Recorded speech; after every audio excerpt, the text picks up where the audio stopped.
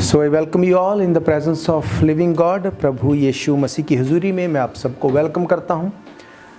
इस palm Sunday की आप सबको बहुत बहुत मुबारकबाद, इस विजयी प्रवेश की, विक्टोरियस एंट्रेंस की जो प्रभु यीशु मसीह ने यरूशलेम में की। और मेरा ये फेथ है आज, जैसे कि हमने वचन में से सुना, कि हम अपनी लाइफ में भी उसको एंट्रेंस होने के लिए देंगे।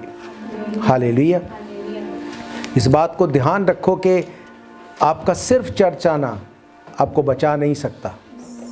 जब तक आप अपने दिल को तैयार नहीं करेंगे, जब तक आप अपने आप को सरेंडर नहीं करेंगे, परमेश्वर के लिए देंगे नहीं, परमेश्वर कभी यूज़ नहीं करेगा।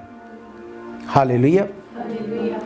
तो वचन में जाने से पहले जो अनाउंसमेंट्स हैं मैं आपको बताना चाहता हूँ। टीवी, रेडियो, सोशल मीडिया, इन सब चीज़ों के लिए आपको प्रार्थना करते रहना है।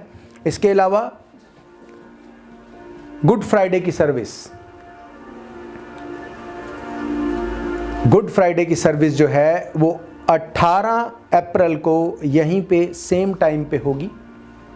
तो आपको प्रार्थना करनी है उस बात के लिए। प्रार्थना में आपको लिफ्ट अप करना है, एक दूसरे को इनवाइट करना है, अपने प्रियजनों को, लोगों को। ईस्टर नेक्स्ट संडे 20 तारीख को यहीं पे सेम टाइम पे हम परमेश्वर के भवन में मिलेंगे। रिफ्रेशमेंट के साथ हम सभा को समाप्त करेंगे, एक दूसरे को मिलेंगे, बात करेंगे, नए लोगों को परमेश्वर लेके आए, इन चीज़ों को परमेश्वर के आगे रखेंगे। हालेलुया। तो फ्राइडे को सेम टाइम पे, संडे को सेम टाइम पे हम परमेश्वर के भवन में होंगे। तैयारी के साथ परमेश्वर के भवन में आना है। हालेलुया। आज जैसे कि हम जानते हैं, हम पाम संडे को सेलिब्रेट कर रहे हैं। आज का वो दिन है जब यीशु मसीह उस यरूशलेम में एंटर हुए, और उससे पहले, यरूशलेम में जाने से पहले यीशु मसीह ने क्या तैयारी की, कैसे ये पाम संडे हमारी लाइफ के साथ आज रिलेट करता है, उस चीज़ को हम परमेश्वर के वचन में से देखेंगे। हालेलुया। अदरवाइज़ अगर हमें ये सेलिब्रेट करना कि आज पाम संडे है, फिर गुड फ्राइडे आएगा, फिर ईस्टर आएगा, तो फिर एक लंबा एक पीरियड है क्रिसमस के लिए।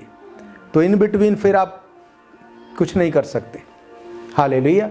तो आपको अपने माइंड में ये रखना है कि अगर हम पाम संडे सेलिब्रेट कर रहे हैं तो ये सिर्फ एक संडे की बात नहीं है, ये हमारी लाइफ से कैसे रिलेट करता है, कैसे यीशु मसीह ने वहाँ पे चीज़ों को चेंज किया, कैसे मेरी लाइफ में चेंज होना ज़रूरी है।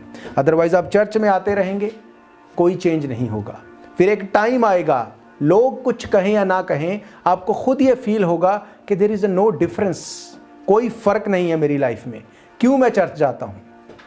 क्या अपने आप से आप पूछते हैं कि क्यों मैं चर्च जाता हूँ, क्यों मैं चर्च जाती हूँ, मेरी लाइफ में क्या फ़र्क है? अगर मेरी लाइफ में कोई फ़र्क नहीं है तो चर्च जाने का क्या फ़ायदा है? इसका मतलब आपको चेंज होना पड़ेगा, इन एंड आउट आपको बदलना पड़ेगा, क्योंकि अगर आप बदलेंगे नहीं तो परमेश्वर काम नहीं करेगा। हालेलुया। मत्ती रचित सुसमाचार उसका 21 अध्याय उसकी 1 आयत से अगर हम देखते हैं, मत्ती रचित सुसमाचार 21 अध्याय 1 आयत से वहाँ पे लिखा, जब वे यरूशलेम के निकट पहुँचे और जैतून पहाड़ पर बैतफदे के पास आए तो यीशु ने 2 चेलों को ये कहकर भेजा, सामने के गांव में जाओ, वहाँ पहुँचते ही तुम्हें गद्दी बंधी हुई मिलेगी और उसके साथ एक बच्चा तुम्हें मिलेगा, उन्हें खोलकर मेरे पास लेके आओ। यदि तुम में से कोई कुछ कहे तो कहना, प्रभु को इसका प्रयोजन है, वे तुरंत उन्हें भेज देगा। ये इसलिए हुआ कि जो वचन भविष्यद्वक्ताओं के द्वारा कहा गया था वो पूरा हो। सयोन की बेटी से कहो, देख तेरा राजा तेरे पास आता है, वे नम्र है, गधे पर बैठा है, वरन लादू के बच्चे पर। चेलों ने जाकर जैसा यीशु ने उनसे कहा था वैसे ही किया। गधी के बच्चों को लाकर उन पर अपने कपड़े डाले और उन पर वो बैठ गया। परंतु बहुत से लोगों ने अपने कपड़े मार्ग में बिछाए और अन्य लोगों ने पेड़ों से डालियां काटकर मार्ग में बिछाई।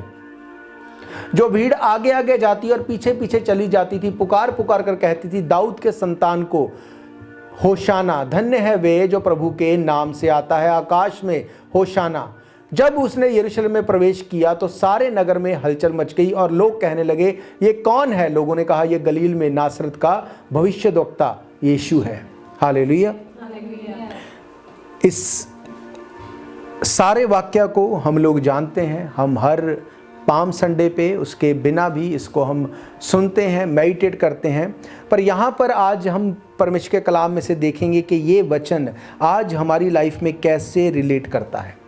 हालेलुया। ये वो भीड़ थी जो अनएक्सपेक्टेड थी कि यीशु मसीह को जब वो पाम संडे को जब वो उस दिन यरूशलेम में एंटर हुआ तो इतनी एक्साइटेड थी कि यीशु मसीह आज जब यरूशलेम में प्रवेश करेगा वो हमें रोमन सेना से छुड़ाएगा, वो उन सब लॉ से हमें आज़ाद करेगा। और जब लोगों ने पूछा कि क्या है, तुम ये होसना के नारे क्यों लगा रहे हो, तो बाइबल कहती है लोगों ने कहा ये गलील के नासरत का भविष्यद्वक्ता यीशु है। ये चेलों ने नहीं कहा, ये उन लोगों ने नहीं कहा जो यीशु मसीह के साथ रहते थे, ये लोगों ने कहा। इसका मतलब लोगों के माइंड सेट कैसे थे कि आज यहाँ पे यीशु मसीह एंटर होगा, वो राजा की तरह आएगा, वो हमें आज़ाद करेगा ये सारे लॉ से, सब ऐसे कामों से जो हमें स्लेव्स की तरह यूज़ करते हैं।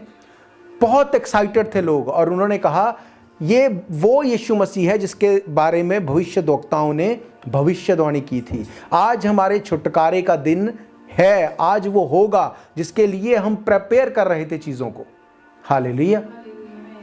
यीशु मसीह का माइंडसेट अगर राजा की तरह होता तो वो घोड़े पर बैठ के आता, अगर वो राजा की तरह आता तो वो उस तरह से तैयारी को करता। पर बाइबल कहती है उसने अपने चेलों से कहा सामने के गांव में जाओ, वहां पे गधी का बच्चा तुम्हें बंधा हुआ मिलेगा, उसको लेके आओ, मैं उसको यूज करूंगा और मैं एक मेल मिलाप का, एक शांति का संदेश लेके जाऊंगा। हालेलुया। वो लोग बहुत एक्साइटेड थे, वहां पे वो खंजूर की डालियों को लेके उसको वेलकम कर रहे थे, वहाँ पे अपने कपड़ों को बिछा रहे थे, पर उनकी एक्सपेक्टेशन क्या थी कि ये हमें आज़ाद करेगा। जैसे उन्होंने इस चीज़ को समझ लिया कि ये हमें रोमन से आज़ाद नहीं कराएगा, तो वही लोग थोड़े दिनों बाद बोल रहे थे इसको क्रूस दो।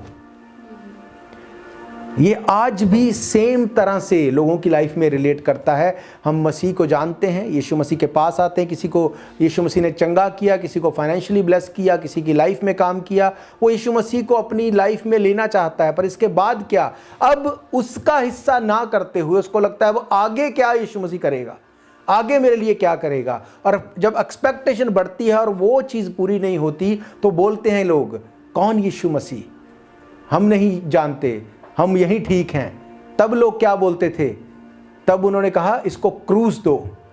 सेम तरह से आज चीज़ों को रिलेट होते देखते हैं। पर यीशु मसीह ने यहाँ पर एक गधी के बच्चे को यूज़ किया और इस बात को एक मैसेज के रूप में दिया कि अगर वो गधी का बच्चा जो अपने आप से छूट नहीं सकता था, उसकी लाइफ चेंज नहीं हो सकती थी, उसकी डेस्टिनेशन चेंज नहीं हो सकती थी, उसके काम चेंज नहीं हो सकते थे, यीशु मसीह के लिए जब उसको यूज़ होने के लिए दिया गया, उसकी लाइफ एक रात में, एक घंटे में चेंज हो गई। हालेलुया। बाइबल कहती जब यीशु मसीह ने कहा वहाँ पे जाओगे, लोग पूछेंगे कि क्यों चाहिए ये गधी, हम नहीं दे सकते, तुम इस कहना प्रभु को इसका प्रयोजन है और वो तुम्हें दे देगा। हालेलुया। अगर वो परमेश्वर एक गधी की लाइफ को चेंज कर सकता है, आप एक गधी से कहीं ज़्यादा वैल्यूएबल हैं। हालेलुया। पर प्रॉब्लम ये है जब यीशु मसीह कहता है कि क्या तुम मेरे लिए यूज़ होना चाहते हो, तो आपका क्या रिएक्शन है, आप क्या सोचते हैं? क्या आप तैयार हैं उसके लिए यूज़ होने के लिए? क्या आप चाहते हैं परमेश्वर हम तेरे लिए यूज़ हो जाएं? क्या आप अपने आप को डेडिकेट करते हैं? हम सुबह भी जब रिकॉर्डिंग कर रहे थे तो मैं शेयर कर रहा था कि आज के टाइम पे ये बड़ा इजी है, वेरी सिंपल, कि आप परमेश्वर के वचन को शेयर कर सकते हैं। आज आपको पुलपिट नहीं चाहिए हर एक को, आपके पास डिवाइस है, मोबाइल है, आप वचन को सुनते हैं, आप उसको शेयर कर सकते हैं। हालेलुया। जब आप वचन को शेयर करते हैं आप सेम भागीदार हो जाते हैं। हालेलुया। हम परमेश्वर का धन्यवाद करें कि हम ऐसी कलीसिया का हिस्सा हैं जो जीवित है, जो परमेश्वर के काम को करने के लिए अग्रेसिव है। कितनी बाइबल वर्सेस रोज शेयर होती हैं, कितने वीडियोस, कितनी रील्स, कितने सरमन्स, कितना कुछ परमेश्वर के राज्य के लिए किया जा रहा है। आपको क्या करना है? सिर्फ एक शेयर करना है, आप सेम ब्लेसिंग के भागीदार हो जाते हैं। आप नहीं जानते, एक वचन जो आप शेयर करते हैं, अगर उसको कोई सुनेगा, पढ़ेगा, अगर वो बच गया तो आप नहीं जानते परमेश्वर कैसे आपको ब्लेस कर देगा। जिन चीज़ों के लिए आप प्रार्थना कर रहे हैं, आपको लगता है ये नहीं हो रहा, ये क्यों होगा, ये कब होगा, जब आप इस तरह से परमेश्वर के वचन को प्रचार करते हैं तो बाइबल ये कहती है कि आप अब्राहम की ब्लेसिंग्स के हकदार हो जाते हैं। हालेलुया। अब यीशु मसीह ने तो यरूशलेम में प्रवेश किया, उसने विक्ट्री भी ली, उसने सब चीज़ों को पूरा किया। अब बाइबल ये बताती है कि जो यीशु मसीह ने किया वो चाहता है कि हम भी वैसे ही करें। उसने कहा मैंने अपना क्रॉस उठाया, अब अगर तुम मुझे प्यार करते हो, मुझे फॉलो करना चाहते हो तो अपना क्रॉस उठाओ और मेरे पीछे हो लो। हालेलुया। अब अगर आप अपना क्रॉस उठाएंगे तो कहाँ जाएंगे क्रॉस उठा के? यीशु मसीह कहाँ गया क्रॉस उठा के? वो सलीब पर गया, वो मर के जी उठा। इसका मतलब आपको भी यीशु मसीह सेम चीज़ चाहता है, अपनी सलीब को उठा के अपने दुखों में, अपने कष्ट में, अपनी प्रॉब्लम में यीशु मसीह के साथ चलो उस सलीब तक, वो जिंदा कर देगा उसके बाद। हालेलुया। ये टफ बात है पर यही वचन कहता है। हालेलुया। रेवलेशन 3 अध्याय उसकी 20 आयत को देखें। मैंने आपको कहा यीशु मसीह ये चाहता है कि जैसे यीशु मसीह ने कहा जहां पर मैं जाता हूं मैं चाहता हूं तुम भी वहीं पे जाओ। इनको नीचे ले जाओ, जो उन्हें खेलना हैगा तो उन्होंने नीचे ले जाओ, है ना। जे बैठ सकता ठीक है, जो नहीं हैगा तो उन्होंने नीचे खिला लो फिर, क्योंकि इधर डिस्टर्बेंस होती है, ध्यान दूसरे पासे जाता ना। यीशु मसीह ने कहा मैं ये चाहता हूं जहां पे मैं रहूं वहां पे तुम भी रहो। शैतान क्यों हर एक बिलीवर के पीछे है? क्योंकि वो भी ये जानता है कि जहां पे मैं हूं वहां पे तुम भी रहो। डेविल कहां पे रहता है? बाइबल कहती है वो सुनसान जगहों को ढूंढता है, वो ऐसी खराब चीजों को ढूंढता है जिसमें वो इन्फ्लुएंस कर सके, वो ऐसी चीजों को ढूंढता है, वो चाहता है वो वहीं पे रहे और वो चाहता है कि उसके लोग भी वहीं पे रहें। बाइबल कहती है कि यीशु मसीह ने कहा मैं जाता हूं पिता के पास, तुम्हारे लिए जगह को तैयार करूंगा, क्योंकि मैं ये चाहता हूं जहां पे मैं रहता हूं तुम भी वहीं पर रहो। हालेलुया। तो ये आपकी चॉइस है, यीशु मसीह जबरदस्ती नहीं करता। उसने बताया कि मार्ग, सत्य और जीवन मैं हूं, बिना मेरे कोई पिता के पास नहीं जा सकता। तो ये आपकी चॉइस है कि आप यीशु मसीह के पीछे चलते हैं या आप यीशु मसीह से अलग चलते हैं। It's up to you. यीशु मसीह जबरदस्ती नहीं करेगा। रेवलेशन 3:20 में लिखा, देख मैं द्वार पर खड़ा हुआ खटखटाता हूं, यदि कोई मेरे शब्द को सुनकर द्वार को खोल देगा तो मैं उसके पास भीतर आकर उसके साथ भोजन करूंगा और वो मेरे साथ। जो जय पाए मैं उसे अपने साथ सिंहासन पर बिठाऊंगा, जैसे मैं भी जय पाकर अपने पिता के साथ उससे सिंहासन पर बैठ गया। कौन सी जय? कौन सी जय की बात करता है यीशु मसीह? उसने कहा जो जय मैंने पाई मैं चाहता हूं तुम सेम जय पाओ। यीशु मसीह कौन सी जय की बात करता है? यीशु मसीह स्वर्ग में एंटर हो गया, ये जय की बात करता है। वो तो ऑलरेडी स्वर्ग में था। वो तो इसलिए जमीन पे आया कि हमारे गुनाहों को अपने ऊपर ले ले। वो बताता है कि धरती पे रहते हुए आज्ञाकारिता में रहा, वचनों को पूरा किया, सब चीज़ों में वो सही से चला, पवित्रताई में चला। उसके बाद वो हमारे पापों को अपने ऊपर लेके मर गया, गाड़ा गया और जी उठा। उसने अपने शरीर के ऊपर जय पाई। पौलुस कहता है मैं अपने शरीर को मारता, कूटता और वश में लेके आता हूं। उसे पता है मुझे जय पानी पड़ेगी। अगर मैं जय नहीं पाऊंगा मैं यीशु मसीह के पीछे नहीं चल सकता। मैं यीशु मसीह के साथ चलना चाहता हूं और जय भी नहीं पाना चाहता तो ये पॉसिबल नहीं। प्रकाशित वाक्य की किताब में साफ लिखा, उसने कहा यदि तू मेरे शब्द को सुनकर द्वार को खोलेगा मैं भीतर आऊंगा, हम एक दूसरे के साथ भोजन करेंगे। भोजन करने का मतलब रिस्पेक्ट देता है, वो ऑनर देता है। उसने कहा मैं तुम्हें ऑनर दूंगा, तुम्हें अपने साथ बिठाऊंगा। और उसने कहा कि जो जय पाए मैं उसे अपने पिता के सिंहासन पर। परमेश्वर ने जगत से ऐसा प्यार किया कि अपना इकलौता पुत्र दे दिया, जो कोई उसके ऊपर, यहां पे क्या लिखा है, जो जय पाए। क्या आप जय पाए हुए लोग हैं? जय पाए हुए लोग अलग नजर आते हैं। जय पाए हुए लोग आपको अलग नजर आएंगे, वो कॉम्प्रोमाइज नहीं करेंगे। That's okay. थोड़ा सा पाप, थोड़ी सी नींद, एक और झपकी, थोड़ा सा और लेटे रहना, ये सिर्फ फिजिकल सोने की बात नहीं है। ये सिर्फ फिजिकल सोने की बात नहीं है। अगर आप परमेश्वर में भी सोए हुए हैं, अगर आपको लगता है परमेश्वर में थोड़ा सा और, बाइबल कहती है जो परमेश्वर का काम ढिलाई से करता है, डिले करता है, वो श्रापित है। आप सोचो कि परमेश्वर क्या एक्सपेक्ट करता है। उसने कहा मैंने सब कुछ को पूरा कर दिया, मैं अपने पिता के दाहिनी ओर बैठा हूं, द्वार खोलोगे मैं भीतर आऊंगा, पर अगर तुम जय पाए हुए होगे तो मेरे साथ तुम सिंहासन पर बैठ सकते हो। अगर तुम जय नहीं पाए हुए तो नो मैटर व्हाट, तुम कितने भी पुराने मसीह हो, नए मसीह हो, अमीर मसीह हो, गरीब हो, बड़े हो, छोटे हो, आई डोंट माइंड। उसने कहा अगर तुम जय पाए हुए हो देन तुम मेरे साथ सिंहासन पर बैठोगे। ही इज विक्टोरियस गॉड, वो जीत पाया हुआ परमेश्वर है, वो जीत पाया हुआ परमेश्वर है। क्या आप जीत पाए हुए लोग हैं? हम बात करते हैं स्वर्ग में जाने की, रैप्चर में उठाए जाने की, पर हमारे शरीर के ऊपर क्या हम जय पाए हुए लोग हैं? क्या हम परमेश्वर के साथ जय पाए हुए लोग हैं? कई बार बड़ा दुख लगता है इस बात का कि लोग सालों से मसीही हैं, जनरेशन से मसीही हैं, और जब चर्च में आ भी जाते हैं तो आके उनको टाइम पहले देखना है कि कितना टाइम हो गया। क्यों? क्योंकि मुझे काम पे जाना है। तो भाई काम ही कर लेते, फिर चर्च क्यों आए? कि यीशु मसीह ने कोई रजिस्टर लगाया है हाजिरी का कि तुम्हारा नाम टिक कर दो फिर तुम चले जाओ? अगर यीशु मसीह ने क्या, देखो यीशु मसीह कभी बदलता नहीं।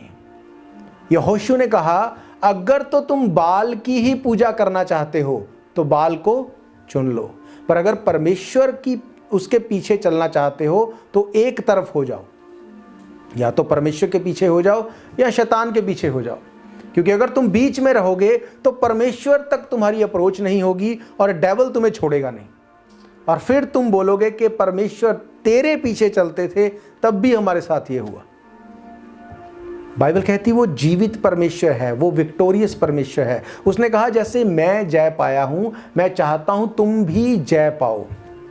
यीशु मसीह को पता था कि अब जो मेरी एंट्रेंस है यरूशलेम में, इसके बाद क्रूसिफिकेशन है, तब भी वो यरूशलेम में गया, तब भी वो उन चीज़ों को पूरा करके परफेक्टली उसमें से निकल गया।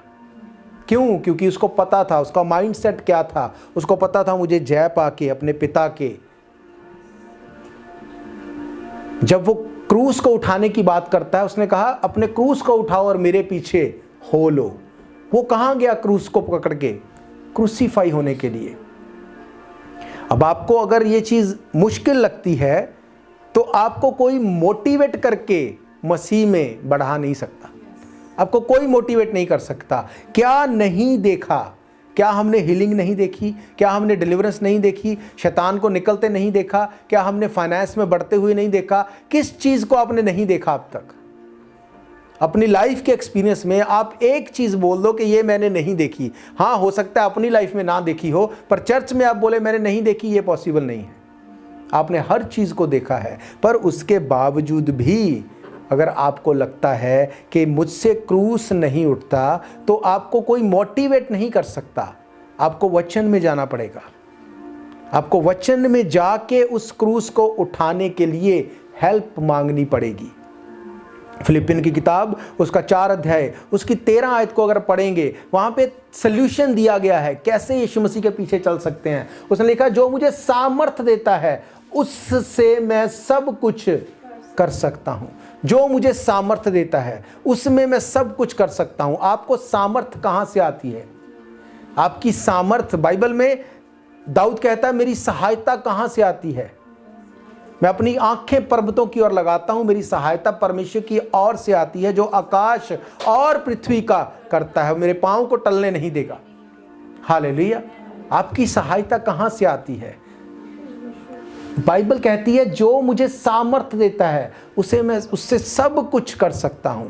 सामर्थ मीन्स जो आपके अंदर जाता है, उसके द्वारा आप सब कुछ कर सकते हैं। अगर आपके अंदर बस गंदगी जा रही है, अगर आप सोशल मीडिया पे ही बैठना बस आपको अच्छा लगता है, या आप सिर्फ उन्हीं चीज़ों में हैं जो मटीरियलिस्टिक हैं, तो जब वो अंदर जाएंगी वो कैसी सामर्थ्य देंगी? जैसी आप सामर्थ्य को चाहते हैं उस चीज़ों के लिए आपको काम करना पड़ेगा।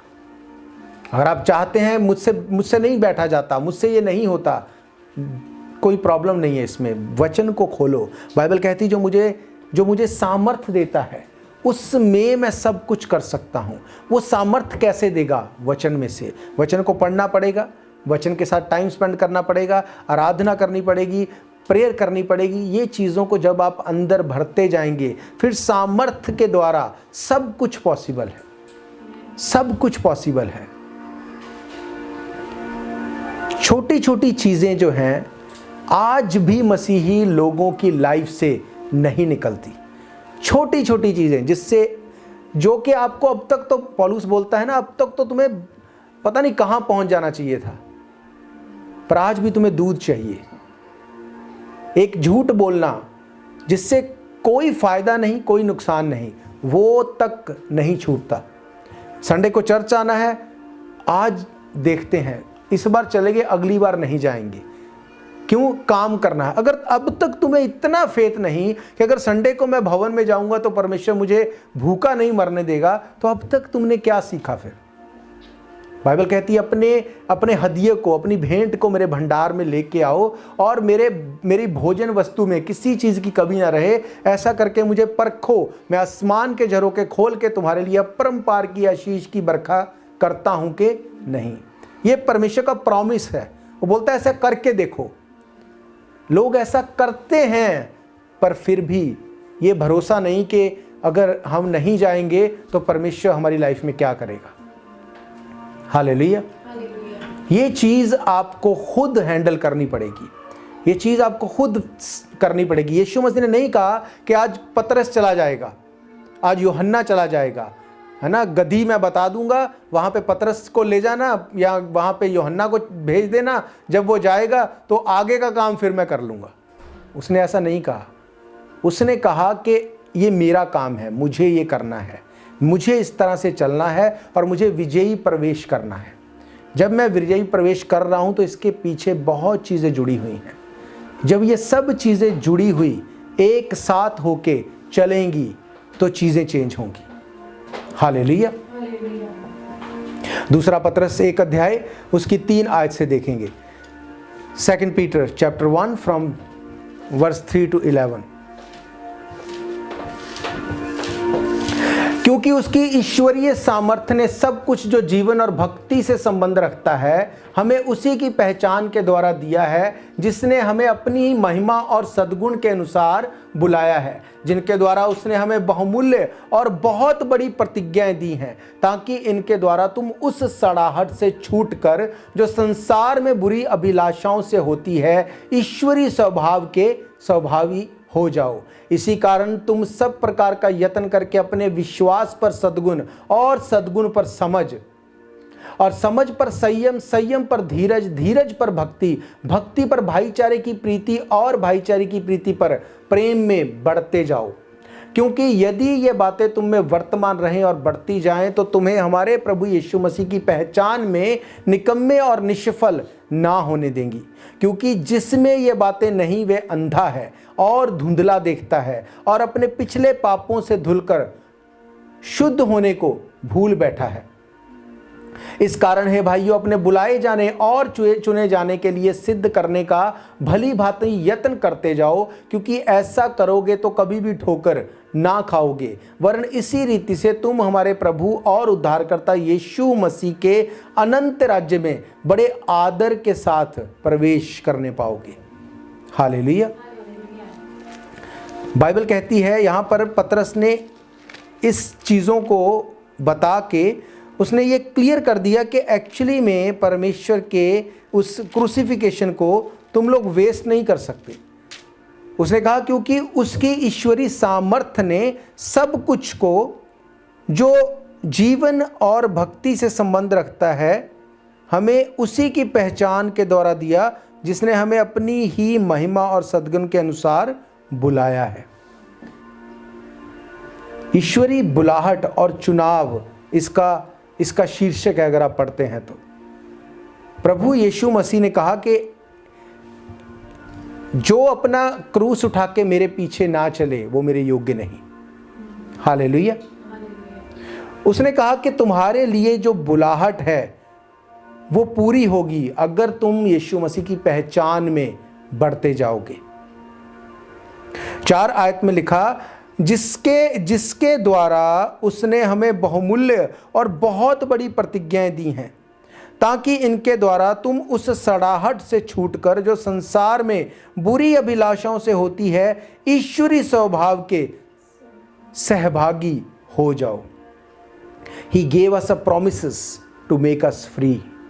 उसने हमें इसलिए promises नहीं दिए कि हम सिर्फ enjoy करें, कि हमें सिर्फ बस ये फील हो कि सब कुछ अच्छा है। उसने कहा वो इसलिए तुम्हें promises देता है ताकि तुम अपनी सड़ाहट से, अपनी प्रॉब्लम से, अपनी ट्रबल से छूट सको। यीशु मसीह इसलिए हमारे लिए आया, इसलिए मरा, इसलिए गाड़ा गया, जी उठा, ताकि हम अनंत जीवन में भागी हों। हालेलुया। अगर आपको लगता है यीशु मसीह को सिर्फ ये बोलने से कि हमारा उद्धार करता है, आप इस बात पे फेथ ना करो कि वो हमारे लिए मरा, हमारे लिए गाड़ा गया, जी उठा, हमारे बीमारियों से छूटने के लिए उसके ऊपर ताड़ना पड़ी, उसने कोड़े खाए। अगर आप इन चीज़ों पे फेथ नहीं करते और आप बोलते हैं कि सिर्फ मुझे स्वर्ग जाना है और यीशु मसीह हमारा उद्धार करता है, ऐसा बोल दें तो ये सब चीज़ें पॉसिबल हैं। नो, ये पॉसिबल नहीं है। आपको हर चीज़ पे फेथ करना पड़ेगा। अगर आप यीशु मसीह के कोड़े खाने पे फेथ नहीं करते, आप उसके जी उठने पे फेथ नहीं कर सकते। अगर आप ये फेथ नहीं करते उसने हमारे लिए कोड़े खाए, आप ये फेथ कैसे कर सकते वो मर के जी उठा। पौलुस कहता है अगर तुम ऐसी सोच रखने वाले हो तो तुम उसके मुर्दों में से जी उठने को व्यर्थ ठहराते हो। हालेलुया। 5 से 7 आयत को अगर आप पढ़ते हैं तो वहां पे लिखा है, इस कारण तुम सब प्रकार का यत्न करके अपने विश्वास पर सद्गुण और सद्गुण पर समझ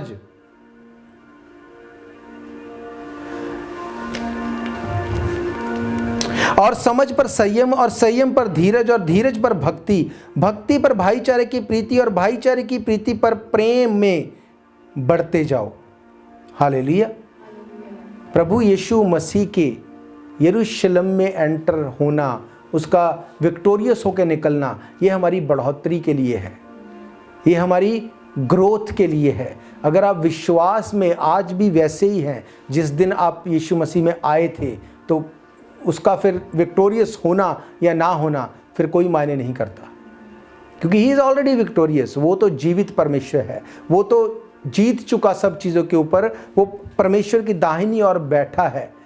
पर बात अब ये है कि क्या हम अपनी लाइफ में इसको रिलेट करते हैं, हमारे लिए इसकी क्या इम्पोर्टेंस है, क्या हम जीत पाए हुए लोग हैं, क्या हम बढ़ते हुए लोग हैं। अगर मसीह में आप बढ़ नहीं रहे तो आप नहीं बोल सकते हम विक्टोरियस हैं। यीशु मसीह जब एंटर हुआ तो वो बढ़ता रहा, वो आगे बढ़ता रहा। उसको जब एक ट्रांसपोर्ट की ज़रूरत थी तो उसने कहा उस गधी को खोल के लेके आओ। यीशु मसीह ने उस गधी को हमेशा के लिए, आप याद करते हैं जब भी आप पाम संडे में आप पढ़ते हैं, हमेशा उसकी बात करते हैं। उसके बंधन खोले गए, वो यीशु मसीह के लिए यूज़ हुई, उसका नाम आप हमेशा बाइबल में देखते हैं। उसने क्या किया? सिर्फ इतना कि यीशु मसीह के लिए अपने आप को सरेंडर किया, उसने यूज़ होने दिया। हालेलुया। 5 से 7 आयत को अगर पढ़ते हैं तो आपको पता चलता है कि परमेश्वर हमें बढ़ोतरी की ओर लेके जाने वाला परमेश्वर है। वो नहीं चाहता कि आप जहाँ पे हैं वहीं पे बैठे रहें। जब आपने काम शुरू किया, क्या कोई ऐसा व्यक्ति है आप जिसको जानते हो 20 साल पहले उसने काम शुरू किया, उसने जहाँ से शुरू किया वो वहीं पे बैठा है, उसको कोई इंक्रीमेंट नहीं मिला, उसको कोई बढ़ोतरी नहीं मिली, उसको उतने ही पैसे तब मिलते थे, उतने ही आज मिलते हैं और वो बहुत खुश है। क्या कोई ऐसा है? नहीं। आप अभी काम शुरू करो, आप 3 महीने बाद एक्सपेक्ट करते हैं कि हमारी सैलरी बढ़नी चाहिए, हमें प्रमोशन मिलनी चाहिए। मटीरियलिस्टिक चीज़ों में हम बहुत बुद्धिमान हैं, पर जहाँ पे स्पिरिचुअल बात आती है, जहाँ से शुरू किया, आज भी 20 साल के बाद भी लोग बोलते हैं हम तो अभी अभी आए हैं, हमें तो अभी पता ही नहीं है, हम तो अभी भी सीख रहे हैं। भाई अब भी 20 साल में भी सीख रहे हो तो फिर किसी को कब सिखाओगे, किसी को कब बताओगे मसीह के बारे में? आज भी हमें नहीं पता कहाँ पे जाना है, कहाँ पे नहीं जाना, क्या खाना है, क्या नहीं खाना, क्या पढ़ना है, कितना पढ़ना है, कितनी बाइबल पढ़नी है, कितनी प्रेयर करनी, आज भी हमें नहीं पता। आज भी हमें लगता है कि यीशु मसीह ने जब काना गलील की शादी में जब उसने पानी को दाखरस बनाया तो आज भी पता है कि हम भी शराब पी सकते हैं। बुद्धि कहाँ है फिर, दिमाग कहाँ है? यीशु मसीह ने कहा मैं विक्टोरियस हूँ और मैं ये चाहता हूँ कि तुम भी जय पाओ और मेरे साथ सिंहासन पर बैठो। हालेलुया। एक बंधन वो हैं जो उस गधी के ऊपर लगे थे, जो यीशु मसीह ने बोला और वो खुल गए और उसने अपने आप को सरेंडर किया, काम पे दिया। पर एक बंधन वो हैं जिसको जानबूझ के लगा के रखते हैं हम कि नहीं हमें ये नहीं करना। जैसे फिरौन बोलता था ना कि चले जाओ कोई बात नहीं, ज़्यादा दूर मत जाना, थोड़ा सा जाके वर्शिप करना और फिर वापस आ जाना। आज वो बंधन लाइफ के ऊपर लोग नहीं खोलना चाहते, जिससे उसको लगता है कि अब अगर ये भी खुल गया, अगर ये भी हमने दे दिया तो फिर तो काम खराब हो जाएगा। अगर किसी को पूछो अच्छा भाई क्या करते, बिजनेस करते हैं, बिजनेस में तो झूठ बोलना पड़ता है, झूठ बोले बिना काम नहीं होगा। ये क्या बंधन है? ये खुद के लगाए हुए बंधन है। क्या यीशु मसीह ने कहा कि झूठ कभी कभी झूठ बोल दिया करना, जहाँ पे फंस जाओ वहाँ पे बोल देना, जहाँ पे फायदा हो वहाँ पे बोल देना? नहीं। यीशु मसीह ने कहा मैं ये चाहता हूँ तुम्हारे बंधन खुलें और तुम मेरे लिए इस्तेमाल हो सको, ताकि तुम हमेशा तक आज़ाद रह सको। हालेलुया। 8 आयत को अगर पढ़ें, 8 आयत में लिखा है क्योंकि यदि ये बातें तुम में वर्तमान रहें और बढ़ती जाएं तो तुम्हें हमारे प्रभु यीशु मसीह की पहचान में निकम्मे और निष्फल ना होने देंगी। इफ़ यू डू सो, आप फ्रूटलेस नहीं हो सकते, आप निकम्मे नहीं हो सकते।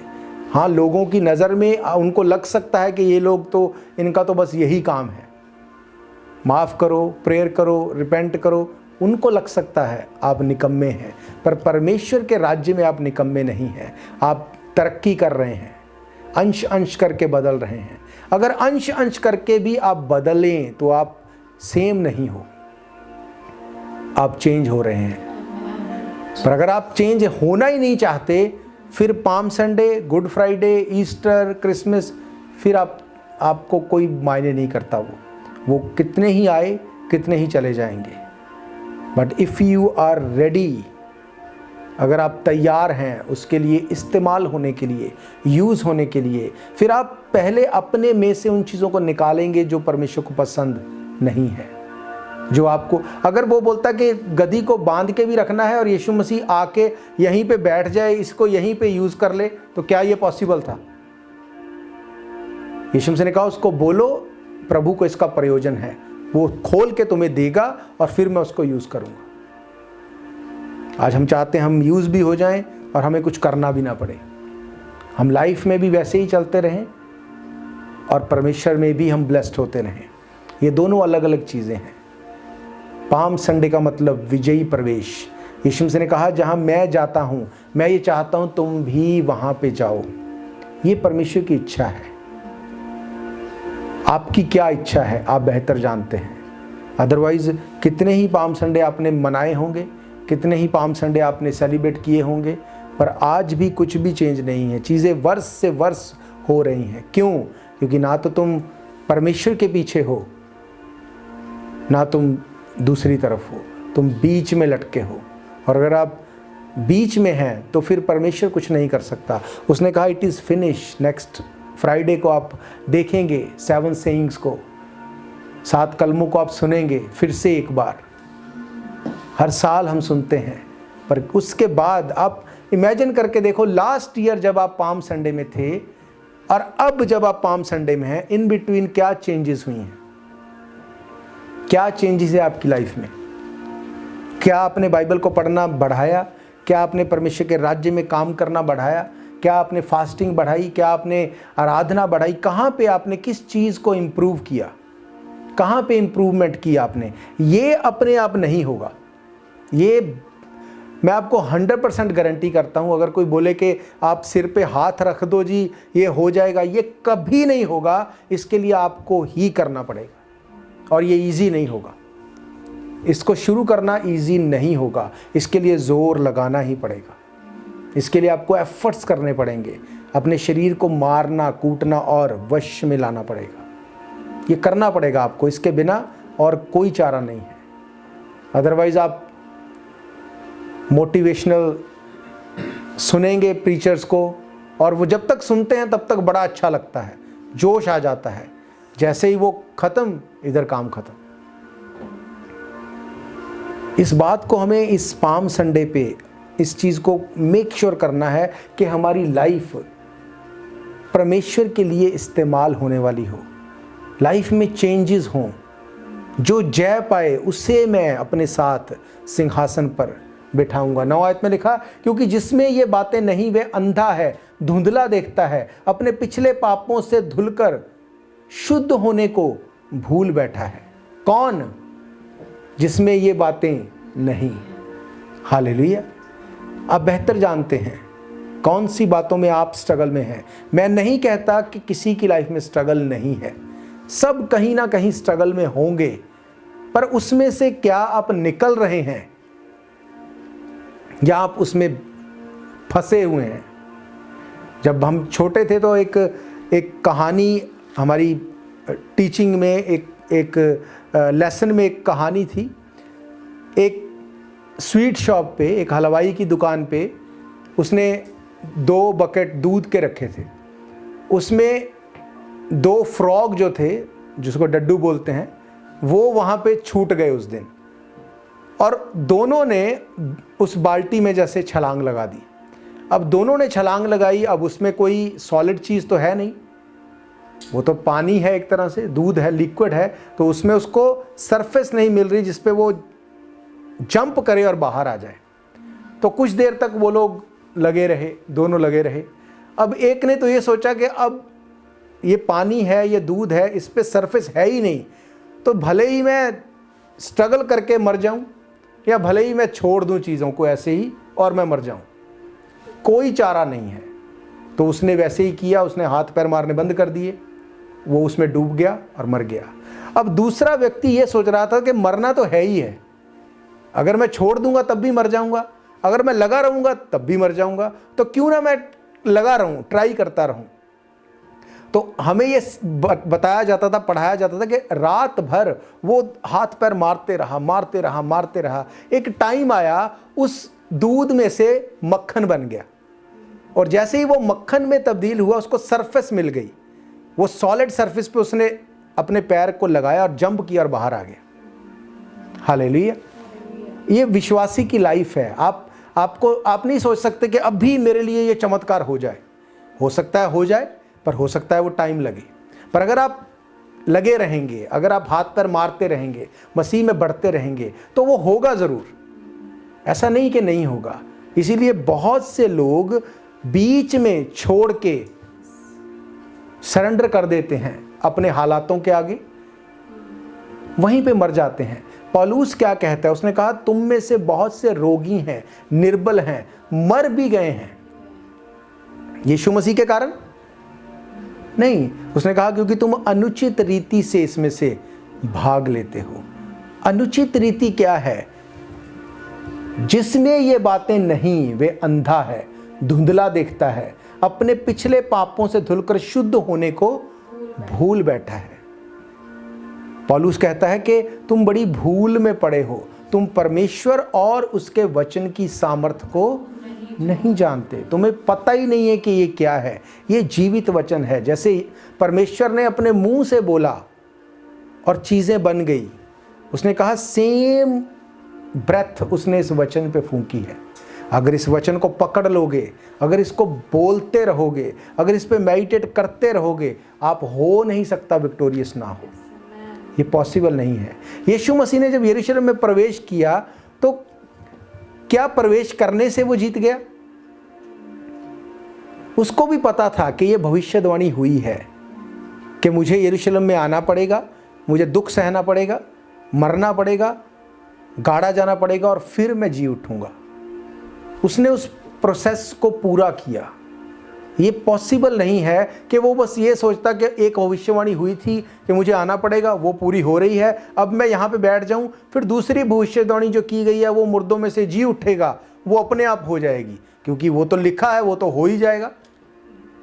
जब वो परमेश्वर होके उसने ये नहीं किया और ये उसके लिए पॉसिबल नहीं हो सका, तो आपके लिए जब लिखा हुआ आप मेडिटेट नहीं करेंगे, वो पूरा नहीं हो सकता। उसने कहा धर्मी का वंश बचाया जाएगा। धर्मी का वंश, क्या आप बिलीव करते हैं आप धर्मी हैं? क्या आप बिलीव करते हैं आप धर्मी हैं? अब आपका वंश बचाया जाना चाहिए। उसके लिए आप करते क्या हैं? या तो आप बस ये बोलते रहो धर्मी का वंश बचाया जाएगा, धर्मी का वंश बचाया जाएगा, या आप अपने वंश को ट्रेंड करेंगे कि तुझे परमेश्वर के साथ वफादारी के साथ चलना है, तुझे प्रेयर करनी है, आराधना करनी है, तेरी एक ड्यूटी है, तुझे इतने देर बैठना है, तुझे अपनी संगति को इन लोगों से अलग रखना है, संडे को तेरा काम परमेश्वर के भवन में होना चाहिए। ट्रेंड करेंगे आप उसको। जब आप ट्रेंड करेंगे, फिर बाइबल कहती कि धर्मी का वंश। अब अगर वहां पे लिखा धर्मी का वंश बचाया जाएगा, तो उसका क्या मतलब? आप धर्मी हैं कि नहीं? तो फिर क्या आप धर्मी है इसलिए वो आपका वंश है, इसलिए बचाया जाएगा? फिर तो आप तो फिर बचाए जा ही नहीं सकते, क्योंकि आपके पूर्वज तो धर्मी थे ही नहीं। आपके माँ बाप, आपके दादा परदादा, वो सब धर्मी नहीं थे, फिर तो आप बचाए ही नहीं जाने चाहिए। बाइबल कहती धर्मी कौन था? यीशु मसीह।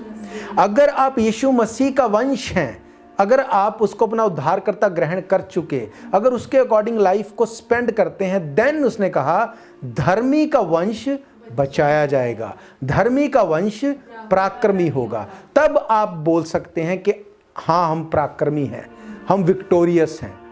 अदरवाइज लिखा हुआ है बहुत कुछ, लिखा है यीशु मसीह के कोड़े खाने से हम चंगे हो चुके हैं। किसको नहीं पता ये वर्ष? कौन नहीं जानता? पर क्या ये बोलने से लोग चंगे हो जाएंगे? ये मंत्र नहीं है, ये मंत्र नहीं है भाई। यीशु मसीह ने कहा तेरे उसके कोड़े खाने से हम चंगे हो गए, पर उससे पहले उसने कहा तू मुझे छोड़ किसी को परमेश्वर करके ना मानना, अपने लिए कोई मूर्ति खोदकर ना बनाना। जब तक आप उन आज्ञाओं को पूरा नहीं करेंगे, ये वर्ष आपके लिए नहीं है। This is not for you. ये आपके लिए तब है जब आप पहली आज्ञाओं को मानते हैं। फिर उसने कहा अब मेरे कोड़े खाने से तुम चंगे हो चुके हो। उसने कहा तेरे पास 1000, दाहिने हाथ 10,000 आएंगे, पर वो तेरे पास नहीं आएगा। क्या ये सबके लिए है? नहीं, ये उनके लिए है जो परम प्रधान के छाए हुए स्थान में बैठे रहते हैं। नो मैटर व्हाट, आपको दुख हो, आपको सुख हो, आपको अच्छा लगे, आपको बुरा लगे, कुछ भी हो, अगर आप परमेश्वर के वचन के साथ जुड़े हुए हैं, तब उसने कहा, उसके बाद उसने कहा अब तेरे पास 1000, दाहिने हाथ 10,000 गिरेंगे, वो तेरे पास नहीं आएगा, वो तेरे पास नहीं आएगा। पर उससे पहले की जब चीज़ों का पूरा करेंगे, तब ये वर्सेस आपके लिए है। यीशु मसीह ने यरूशलेम में प्रवेश किया, 100% किया। ये इतिहास है, ये स्टोरी नहीं है, ये हिस्ट्री है। उसने किया, उसने हमारे लिए दुख को सहा, ये इतिहास है। उसे कोड़े मारे गए, ये इतिहास है। जहाँ पे मारे गए, मैंने उस जगह को देखा है अपनी आंखों से। जहाँ पे उसको सलीब से उतार के रखा गया, मैंने उस जगह को देखा है अपनी आंखों से। जहाँ पे उसको गाड़ा गया, वहाँ पे मैंने उस जगह को देखा है। उस पहाड़ी को, उस खोपड़ी को, उस जगह को मैंने खुद देखा है, क्योंकि वो एक इतिहास है। अब बहुत से लोग इस चीज़ को देख के आए, उसके बाद उन्होंने बुक्स लिख दी, बहुत कुछ कर दिया, पर अपनी लाइफ यीशु मसीह को नहीं दी। उन्होंने एक सर्च की, रिसर्च की, चीज़ें लिख दी, दैट्स इट। पर एक व्यक्ति ने उसको देखा और उसने अपनी लाइफ को सरेंडर किया। फिर अब यीशु मसीह किसके लिए जी उठा? जिसने सरेंडर किया, जिसने बिलीव किया, जिसने इस बात को बोला कि यीशु मसीह तू विक्टोरियस होके प्रवेश कर चुका है, मैं भी वैसे ही प्रवेश करूंगा। क्या यीशु मसीह का दिल नहीं करता होगा कि दैट्स ओके मैं ना जाऊं? उसने कहा दुख, उसने पुत्र होने पर भी दुख उठा उठा के आज्ञाकारिता में रहना सीखा। उसको पता था भाई ये जो कीलें हैं वो कितनी मोटी हैं, कितनी लंबी हैं। उसको पता था कि जब मुझे कोड़े मारे जाएंगे, वो यहूदी था, उसे पता था कैसे कोड़े मारे जाते हैं। उसको पता था एक एक कोड़ा कैसे बॉडी को छलनी कर देगा, उसको पता था। इसलिए उसने कहा मेरा मन बहुत व्याकुल है, क्योंकि वो पूरा मनुष्य और पूरा परमेश्वर था। हालेलुया। उसने सारी रात प्रार्थना की। उसने कहा हो सके तो ये कटोरा मुझसे टल जाए, पर मेरी नहीं तेरी इच्छा पूरी हो जाए। अगर उसको अपनी इच्छा पूरी करनी होती तो उसने पतरस को कहा क्या तू नहीं जानता मैं अपने पिता से एक बार बोलूंगा 12 पलटन यहाँ पे आ जाएंगी। हालेलुया। अगर उसने नहीं किया, आप बोलें कि मैं कर दूं, ये पॉसिबल नहीं है, ये पॉसिबल नहीं है। पतरस बोल रहा था कि परमेश्वर मैं दुनिया छोड़ दे, मैं नहीं छोड़ूंगा। पर वही पतरस क्या बोलता है, लानत हो जो उसको जानता हो। क्यों? क्योंकि वो विजयी प्रवेश नहीं था। उसको लगता था कि मछुआरे से यहाँ पे पोस्ट मिल गई, अब यीशु मसीह जब अपने राज्य में आएगा तो मुझे भी पोस्ट मिलेगी। बाकी चेले बोल रहे थे ना, उन्होंने बोला जब तू अपने राज्य में आए तू हमें एक मंत्री बनाना, तू हमें ये बनाना, तू हमें वो बनाना। यीशु मसीह ने कहा मेरा राज्य इस पृथ्वी का नहीं है। हालेलुया। जब आप यीशु मसीह के साथ विजयी प्रवेश करते हैं, फिर वो चीज़ों को, हालात को चेंज करेगा, वो टेस्ट करेगा। इजरायली क्या बोलते थे, परमेश्वर छुड़ा हमें। इतनी दुहाई दी कि स्वर्ग से परमेश्वर को मूसा को कांटेक्ट करना पड़ा, इतनी दुहाई दी। वही इजरायली जब वहाँ से छूटे तो बोलते कौन परमेश्वर? वो सिर्फ छुड़ा सकता है, पानी भी पिला सकता है क्या? रोटी भी खिला सकता है क्या? अरे भाई, जिसने तुम्हारी प्रार्थना को सुन के मूसा को भेज दिया, वो जीवित परमेश्वर है, वो सब कुछ चेंज कर सकता है। पर उसने कहा मैं जानना चाहता था तुम्हारे मन में क्या है। वो आपको मौका नहीं देगा कि आप बोले आपने परखा ही नहीं, आप करके तो देखते, फिर अगर मैं पूरा ना उतरता फिर बात करते। इसीलिए वो छोड़ देता है कभी कभी। अब्राहम उसका मित्र था, पर 100 साल तक औलाद नहीं थी। उसको यकीन हो चुका था इट इज़ नॉट पॉसिबल, क्योंकि स्टडी बताती है सारा के पास यूट्रस नहीं था, गर्भ धारण करने के लिए यूट्रस ही नहीं था। उसको पता था अब ये पॉसिबल नहीं, पर प्रॉमिस क्या दिया था, तुझे जातियों का पिता बनाऊंगा। उसके बावजूद भी वो बोलता है मेरा परमेश्वर दे या ना दे, वही मेरा परमेश्वर है, जान देने तक जो वफादार रहेगा। हालेलुया। उसने कहा उस बुलाहट के ऊपर 10 आयत को अगर आप देखेंगे, 10 आयत में वो बोलता है इस कारण हे भाइयों अपने बुलाए जाने और चुने जाने के लिए सिद्ध करने का भली भांति यत्न करते जाओ, क्योंकि यदि ऐसा करोगे तो कभी भी ठोकर नहीं खाओगे। उसने कहा अपनी बुलाहट के ऊपर ध्यान दो।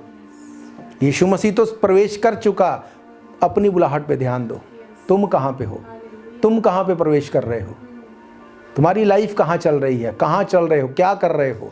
क्या तुम यीशु मसीह को लेके जा रहे हो? गधी अच्छी थी जो यीशु मसीह को लेके चलती रही।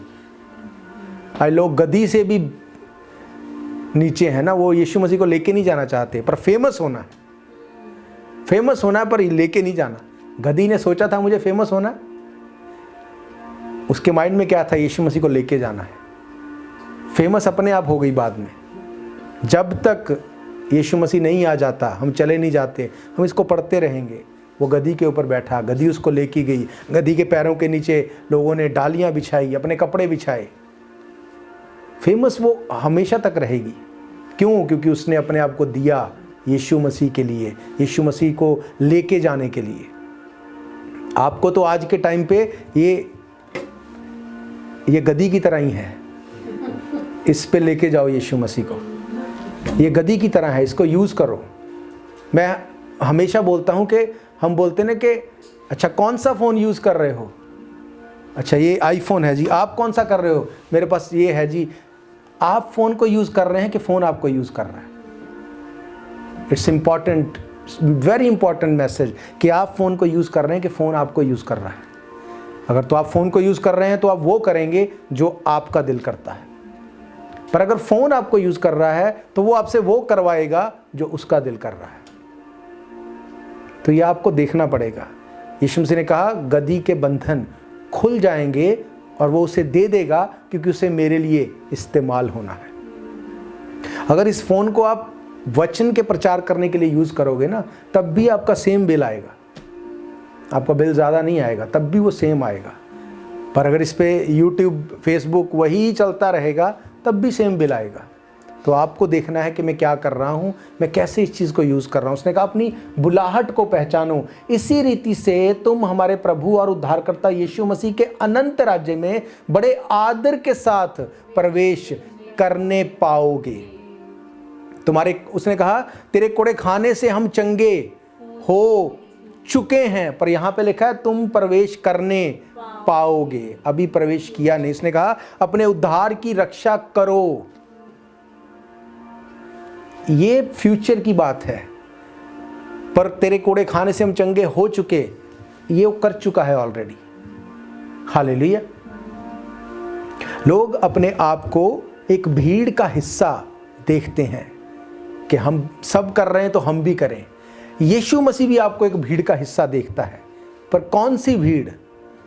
रेवलेशन की किताब 7 अध्याय उसकी 9 और 10 आयत को हम पढ़ेंगे। वहां पे लिखा, इसके बाद मैंने दृष्टि की, देखो हर एक जाति, हर एक कुल, हर एक भाषा में से एक ऐसी बड़ी भीड़ जिसे कोई गिन नहीं सकता, श्वेत वस्त्र पहने, अपने हाथों में खंजूर की डालियां लिए हुए सिंहासन के सामने और मेमने के सामने खड़ी हैं और बड़े शब्द से पुकार कर कहती है उद्धार के लिए हमारे परमेश्वर का जो सिंहासन पर बैठा है और मेमने का जय जयकार हो।